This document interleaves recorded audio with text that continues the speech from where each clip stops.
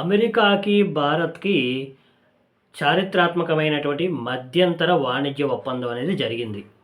Fine. ఇక్కడ America మన మీద ఏసేటువంటి 50% పన్నులు ఏవైతే ఉన్నాయో అయి 18%కి తగ్గించింది.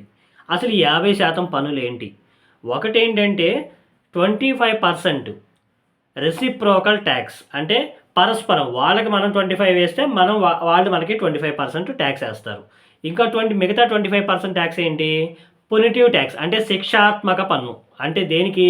మనం రష్యా నుంచి ఈ చమురును కొనుగోలు చేస్తున్నాం కాబట్టి మీరు కొనుగోలు చేయొద్దు. కొనుగోలు చేస్తే పునిటివ్ టాక్స్, ఈ శిక్షాత్మక పన్ను వర్తిస్తుందని చెప్పి అడిషనల్‌గా 25%. సో, రెసిప్రోకల్ 25, పునిటివ్ 25 కలిపి మొత్తం 50%.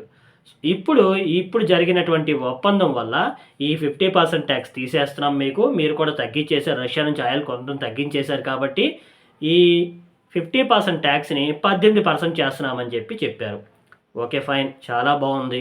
కానీ ఇక్కడ నాకు వచ్చినటువంటి డౌట్ ఏంటంటే, రెసిప్రోకల్ టాక్స్ అనేది ఏదైతే ఉందో అది 25% నుంచి 18%కి వచ్చింది. Excellent point.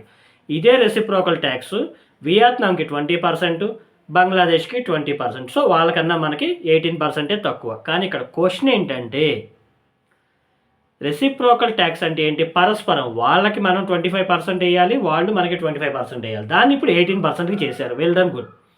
సో, మరి మనం కూడా వాళ్ళకి 18% వేస్తున్నామా? లేదు.